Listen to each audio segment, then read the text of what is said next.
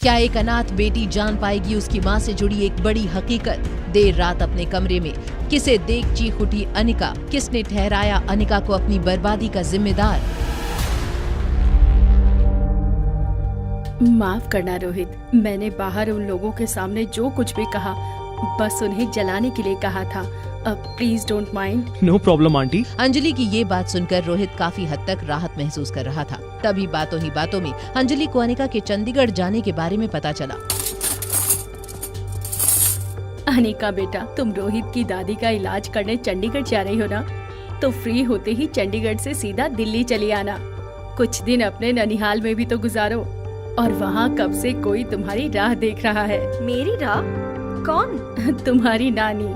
जब से तुम्हारी माँ घर छोड़कर गई थी तब से आज तक तुम्हारी नानी को अपनी बेटी का इंतजार है। अगर वो एक बार तुम्हें देख लेगी तो उनकी बूढ़ी आंखों को सुकून मिल जाएगा। तुम आओगी ना? अंजलि के इतने प्यार से पूछने पर वो उसे ना नहीं कर सकी और तभी अनिका को याद आया कि रिया अब तक यहाँ नहीं पहुँची थी। रिया, कहाँ हो तुम? रूम में मॉम, मैं बहुत थक गई थी तो सीधा यहीं आ गई। मैंने तुमसे कहा था ना, मुझे तुम्हें किसी से मिलवाना है। गुस्सा क्यों कर रही हो? बच्ची है वो, खेल कर थक गई तो चली गई रूम में। डोंट वरी, खाने के बाद मैं चलूंगी और मिल लूंगी उससे। अंजलि का प्यार से बोलना समझना अनिका को बहुत अच्छा लग रहा था। वहीं अनिका को ऐसे खुश देखकर रोहित की नजरें भी बार बार उस पर ठहर रही थी कि तभी हाँ, मैं आती हूँ। क्या हुआ बेटा? All good? I am sorry, मुझे तुरंत निकलना होगा। अनिका का इस तरह बिना कुछ बताए चले जाना अंजलि को बहुत अजीब लग रहा था। वहीं रोहित के लिए भी अनिका एक पहेली जैसी बनती जा रही थी। अनिका के बारे में सोचते सोचते रोहित अपने स्वीट में पहुंचा, जहां उसका इंतजार कर रहा था एक बिन बुलाया मेहमान। तुम यहाँ क्या कर रहे हो? सुना है तुम दादी माँ के इलाज के लिए चंडीगढ़ जा रहे हो, इसीलिए दादाजी ने मुझे कहा है कि मैं भी तुम्हारे साथ जाऊँ। तुम्हारा वहाँ कोई काम नहीं है। क्यों? आखिर मेरे आने से क्या प्रॉब्लम है?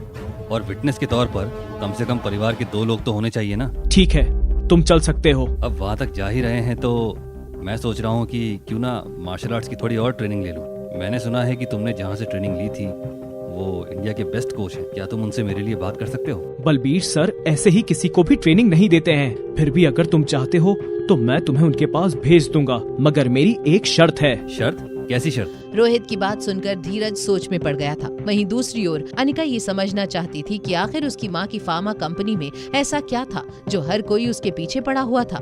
स्वाति मैडम, माफ करना अनिका बिटिया, तुम्हें देखकर लगा स्वाति मैडम सामने आ गई हो। मनोज अंकल, मुझे आपसे एक जरूरी बात करनी थी। हाँ, कहो ना बेटा। मैं जानता हूँ कंपनी मुनाफा नहीं कर पा रही है। अगर तुम मेरी जगह किसी नए और ज्यादा पढ़े लिखे आदमी के हाथों में कंपनी की भागदौड़ देना चाहती हो तो मुझे कोई एतराज नहीं है। ये कैसी बातें कर रहे हैं अंकल आप? मैं तो सिर्फ कागजी मालकिन हूँ। ये कंपनी मुझसे कहीं ज्यादा आपकी है। मैंने तो आपको यहाँ बस इतना पूछने के लिए बुलाया था कि क्या इस कंपनी के अलावा भी कुछ है जो मेरी माँ मुझे देना चाहती थी। हाँ बेटा, एक और चीज है तो सही।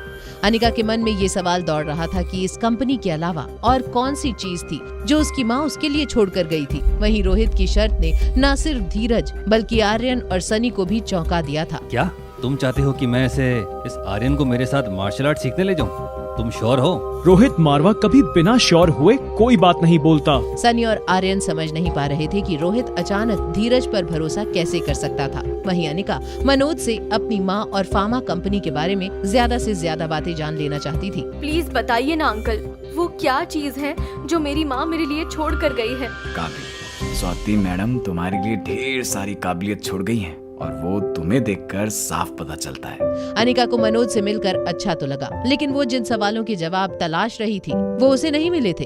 वापस आकर भी अनिका इन्हीं सवालों में उलझी थी। तभी कब तक प्रैक्टिस से भागती फिरोगी? मेरे कैंप का नाम खराब करके रख दिया है तुमने। बलबीर सर, प्लीज चिल्लाइए मत। मैं बहुत थक गई हूँ और आपको तो पता है मैं सारा दिन कितनी बिजी रहती हूँ।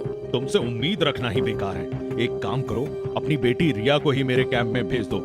लगता है वही मेरे कैंप का नाम रोशन करेगी। दिन भर की थकी अनिका घर आकर गर्म पानी का शावर लेने लगी कि तभी कमरे में कुछ गिरने की आवाज आई और वो बाथरूम में ही बाथरूम से बाहर आ गई। बाहर आते ही अनिका ने देखा कुछ ऐसा जिसे देखते ही उसकी चीख निकल गई। तुम कौन था वो शख्स जिसे देखकर अनिका इतनी बुरी तरह से घबरा गई थी? आखिर क्यों भेजना चाहता था रोहित मारवा आर्यन को धीरज के साथ?